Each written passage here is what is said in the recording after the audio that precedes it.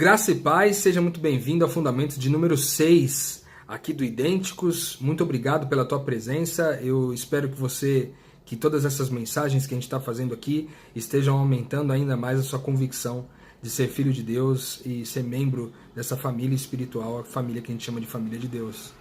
Hoje a gente vai conversar um pouquinho sobre essa diferença entre o Deus, o Jesus comigo e o Jesus em mim. A gente olha para a história de Jesus aqui relatada nos evangelhos, né, de João, Marcos, Mateus e Lucas, e a gente vê muitas ocasiões durante o ministério de Jesus em que os discípulos demonstram dúvidas a respeito de como devem fazer as coisas, às vezes uma certa incerteza, uma certa insegurança, quando, por exemplo, não conseguiram expulsar um demônio, não conseguiram libertar uma mulher endemoniada que estava com muitos demônios dentro dela. E aí o próprio Jesus tenta trabalhar ali a questão da fé deles. E você vê muitos casos, então, dos discípulos sem saber o que fazer e pedindo para Jesus dar um norte. E de fato Jesus fez isso. Era uma fase de treinamento para os discípulos ali durante 3 anos, para que depois os discípulos, tanto os 12 quanto depois os 70, os 200 que vieram depois, pudessem avançar com essa mensagem para outros lugares. O fato é que, o que aconteceu nesse ministério de Jesus era algo totalmente espiritual e totalmente novo, principalmente para o povo judeu, que é de onde vêm os discípulos, quase todos eles ali, pelo menos os 12, era algo extremamente novo, entendeu? Então, eles achavam que se Jesus permanecesse ali o tempo todo com eles, de uma certa forma eles teriam a garantia de que as coisas continuariam funcionando. E isso colocou Jesus num papel, de uma certa forma, num papel de um ídolo, mas não um ídolo bom, de você olhar para alguém e adorar ele em reverência, etc. Mas um ídolo objeto. Ou seja, se a pessoa de Jesus, se o corpo de Jesus, se Jesus em corpo estiver aqui com a gente, não vai faltar nada. Não vai faltar pão, não vai faltar cura, não vai faltar libertação, não vai faltar nada. E a semelhança do que acontecia naquela época, eu creio que acontece também hoje, e muito. Porque a gente também coloca sobre homens, sobre pessoas, muitas vezes aquilo que deve ser o nosso proceder, sabe? Então, por exemplo, se a gente considera que um pastor tem que dizer pra gente o que a gente tem que fazer, um ancião, um líder, e eles dizem, o que eles dizem é lei, eu não faço um crivo interno, eu me acostumo a ser alguém dependente de seres humanos, objetos, que vão me dizer o que eu tenho que fazer.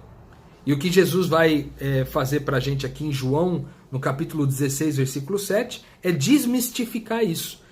Porque Jesus está dizendo para eles que ele vai embora. No capítulo 16, Jesus vai dizendo ali, ó, eu tenho que ir embora, tal, é importante que eu vá. E aí lá no versículo 7, ele fala uma coisa bem interessante. Ele diz assim, ó, mas a verdade é que é melhor para vocês que eu vá, porque se eu não for, o Consolador não virá para vocês. Se eu for, eu enviarei ele a vocês. O que Jesus está dizendo é o seguinte, em outras palavras, é como se ele dissesse assim, é importante que eu vá para vocês se libertarem da idolatria do Jesus e passarem a considerar que esse Jesus com vocês é um Jesus que estará em vocês. Então, ele tem que ir embora para que o Consolador venha e a pessoa de Jesus, o objeto ídolo, Jesus, vá embora para que uma nova consciência seja dada através do Espírito Santo, que é o Consolador que Jesus cita aí nesse texto. Ou seja, Jesus está querendo libertar os discípulos da necessidade de ter alguém que diga para eles o que eles têm que fazer. Por isso ele envia o Espírito, e o Espírito dá o tom de todas as coisas depois. A igreja começa a avançar, as coisas começam a acontecer, e eles não precisam de uma pessoa dizendo para eles o que eles têm que fazer. Apenas o próprio Espírito dizendo a eles o que eles têm que fazer. Eles viviam então pelo Espírito. E é muito bonito isso, porque isso liberta a gente da necessidade da religiosidade, sabe? Porque em geral a gente desenvolve a religiosidade com medo de estar fazendo alguma coisa que não está no procedimento correto. E a palavra de Deus diz que no verdadeiro amor não há medo, porque no verdadeiro amor ele expulsa fora todo medo. Então, a gente não precisa debruçar sobre religiosidade, sobre métodos, processos, sobre como eu tenho que ler, como eu tenho que cantar, como eu tenho que fazer, como eu tenho que me vestir, como eu tenho que... Essas coisas, elas são extremamente superficiais, extremamente fúteis no que se tange ao reino de Deus. A palavra de Deus diz que onde há o Espírito, há a liberdade. Ali está a liberdade, ou seja, eu não necessito de alguém me dizendo o que eu tenho que fazer para que eu possa atuar no reino de Deus. E é interessante isso porque isso era um mistério escondido há muitas gerações, há muitos milênios. Veja, quando a gente vai para Colossenses 1, 26 a 27, olha o que o texto diz para nós. Eu leio na Nova Versão Internacional, diz assim: o mistério que esteve oculto durante épocas e gerações, mas que agora foi manifestado aos seus santos.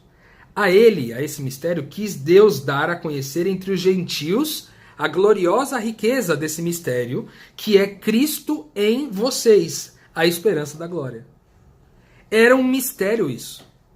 Por isso que os discípulos não entenderam quando Jesus falou, eu preciso ir embora, porque eles ficaram tristes, porque eles não conseguiam entender esse mistério que era o Jesus em nós e não o Jesus conosco.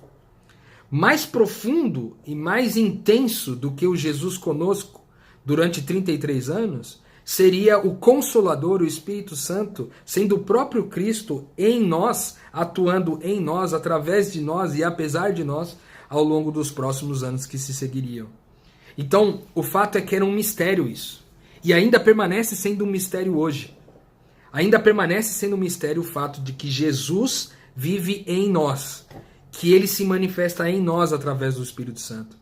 Ainda é um mistério para nós. Mas a gente quer desmistificar isso.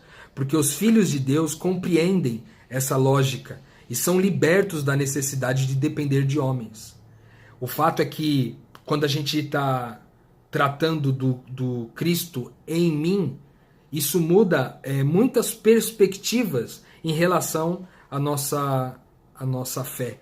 Né? Porque às vezes a gente quer desenvolver uma religião orando a Deus, pedindo para que Deus esteja conosco, né, em determinados planos, projetos, ou até mesmo na nossa família, no nosso ambiente de trabalho, enfim.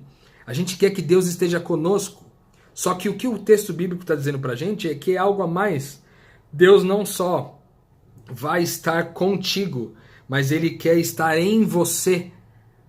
Isso muda muito a perspectiva da coisa, porque antes, quando eu penso Jesus comigo, eu penso quase que no benefício de ter esse Deus para mim.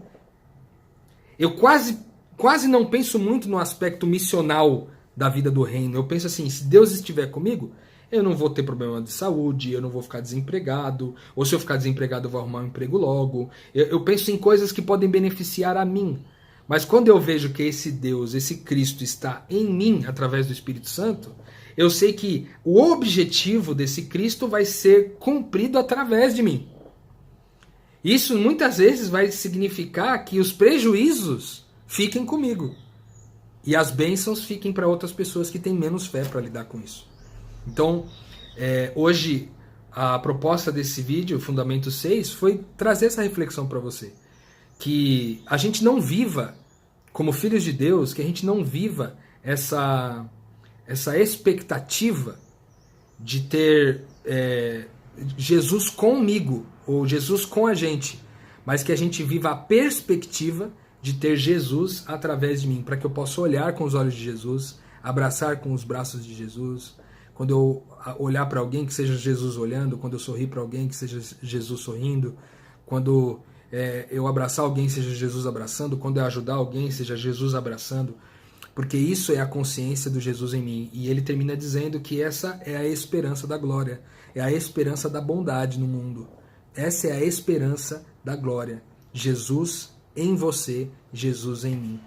Eu espero que esse vídeo te ajude aí na tua caminhada de conhecer um pouquinho mais de quem você é, um filho eterno e amado de Deus. Um abraço para você, fique com Deus e eu te espero no próximo vídeo, Fundamentos de número 7.